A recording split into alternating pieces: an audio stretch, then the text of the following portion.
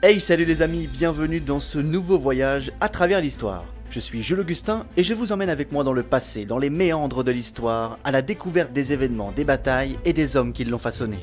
Aujourd'hui, nous allons parler du Front Populaire, cette union de plusieurs partis de la gauche française qui gouverna le pays de 1936 à 1938. Le Front Populaire rime avec congés payés ou encore réduction du temps de travail, mais aussi avec marasme économique et crise financière. Alors, nous allons nous plonger dans la célèbre période du Front Populaire, à l'aube de la Seconde Guerre mondiale.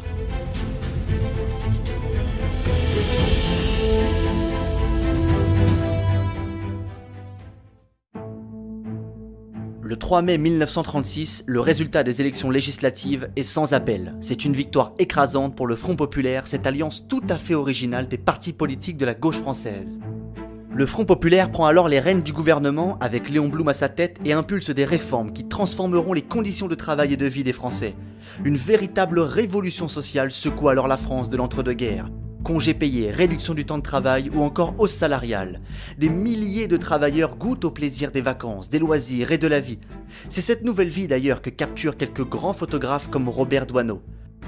Sur une affiche de la CGT de l'époque, on pouvait lire « La semaine de 40 heures libérera les foyers ouvriers de l'inquiétude et de la misère engendrée par le chômage ». Autrement dit, le Front Populaire fut un temps majeur de la France du XXe siècle. Néanmoins, tout n'était pas si rose. La crise économique et financière des années 30 frappe de plein fouet le pays et le gouvernement de Léon Blum n'y échappe pas. De ce fait, l'agitation sociale reste encore très marquée. Surtout, en dehors des frontières, la fièvre monte, les ambitions d'Hitler commencent à se faire inquiétantes et l'Europe porte en elle les germes d'une seconde guerre mondiale. Mais avant d'en arriver là, revenons un peu en arrière.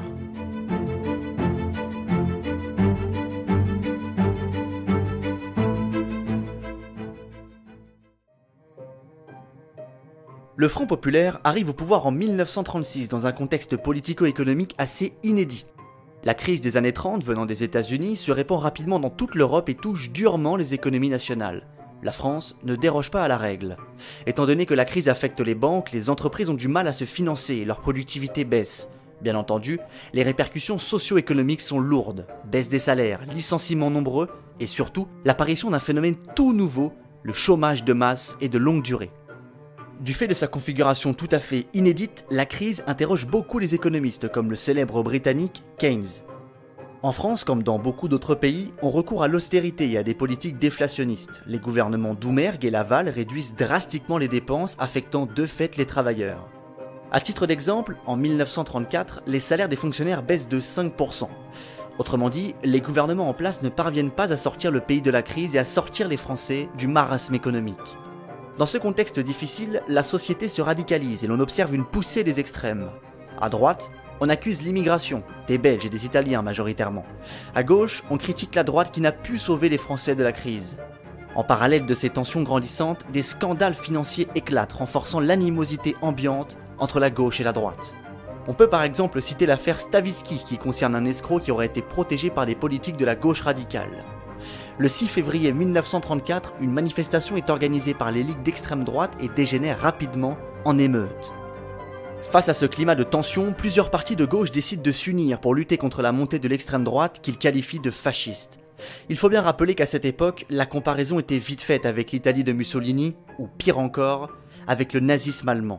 Le 14 juillet 1935, une manifestation est organisée dans la capitale. En plus de la date symbolique, elle réunit les grands partis de gauche qui apparaissent solidaires. Il n'y a plus qu'à sceller cette alliance par les urnes. Aux élections législatives de 1936, les communistes, les socialistes, les radicaux et d'autres factions de gauche s'unissent sous l'étendard de ce qu'ils baptisent le Front Populaire avec le slogan « Paix, pain, liberté ». La nouvelle alliance de gauche fait campagne sur la relance économique par la consommation et l'amélioration des conditions de vie des Français. La crise économique et l'absence de projets concrets à droite renforcent les positions du Front Populaire. Le 3 mai 1936, à l'issue du second tour, le Front Populaire remporte les élections avec 57,2% des voix. Ce sont les socialistes de la SFIO qui ont remporté le plus de voix. L'alliance de gauche choisit Léon Blum comme président du Conseil. La France est durement affaiblie et nettement divisée. La tâche est donc immense pour Léon Blum. Mais un nouvel air semble souffler sur la France.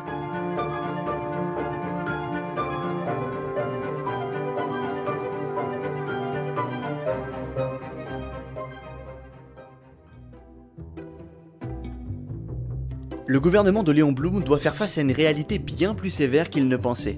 Malgré l'engouement généré par l'élection du Front populaire, les grèves persistent et se multiplient partout en France.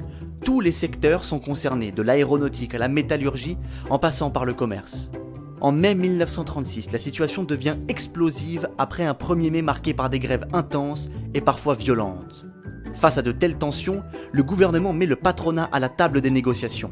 De ces discussions naissent des accords Matignon qui accordent une hausse de salaire de 7 à 15% et reconnaissent la liberté syndicale.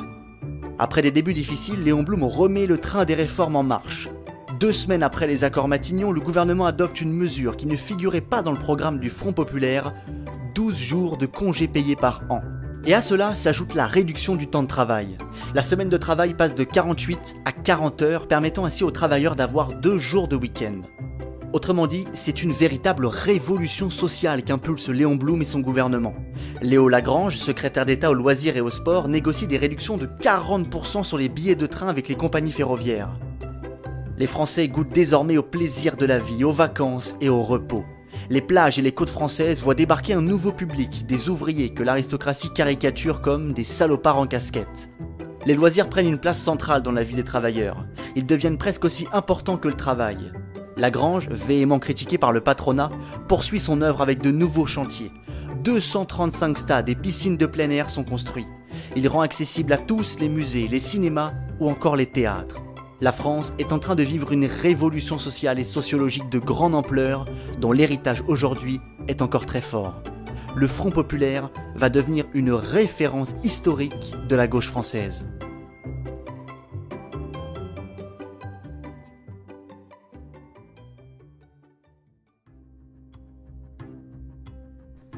Derrière ces mesures tout à fait appréciables et cet apparent climat de satisfaction générale se cache une réalité plus délicate. Le Front populaire peine à redresser la France. Sur le plan économique, la relance est très timide. Alors, il est important de comprendre le contraste entre ces grandes mesures sociales qui transforment le travail et la crise qui guette le pays.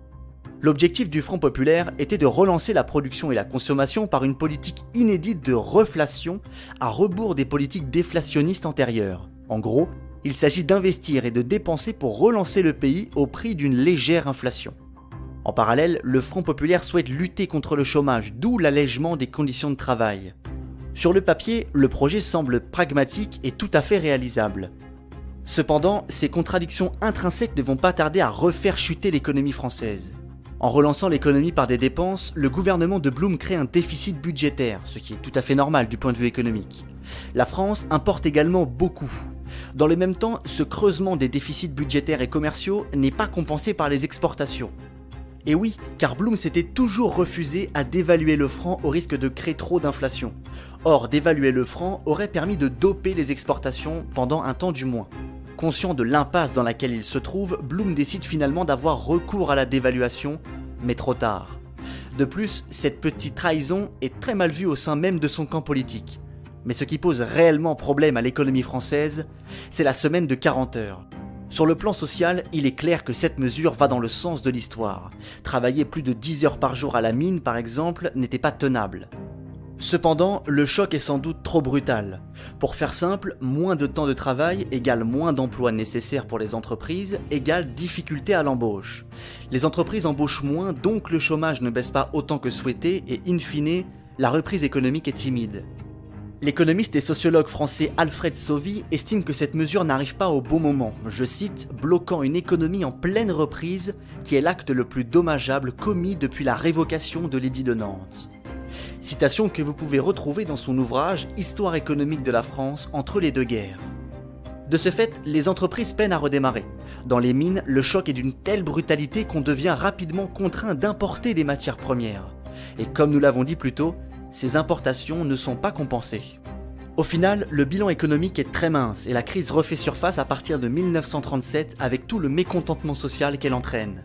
Pour la droite et l'extrême droite, cet échec est du pain béni. Les critiques pleuvent sur le gouvernement et la presse d'opposition tourne à plein régime. Léon Blum est acculé, incapable de relancer le pays comme il le voulait. Les grèves, qui s'étaient à peu près calmées, repartent de plus belle et replongent la France dans un climat de tension socio-économique. Finalement, Léon Blum démissionne le 13 mars 1937. Après encore quelques balbutiements, le Front populaire disparaît.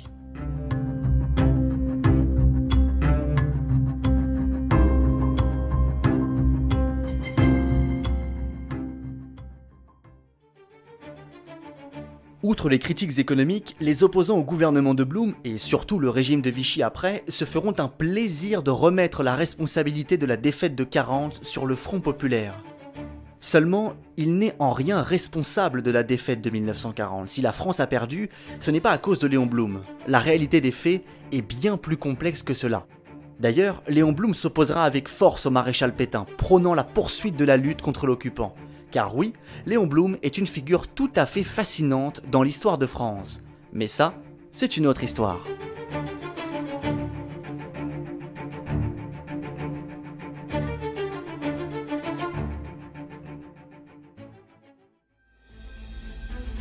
Les amis, merci de votre écoute et j'espère que cet épisode vous a plu. En tout cas, pour moi, ce fut un réel plaisir.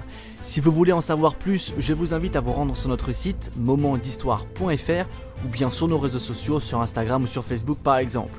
Quant à moi, je vous quitte et je vous dis à bientôt pour un prochain voyage à travers l'histoire.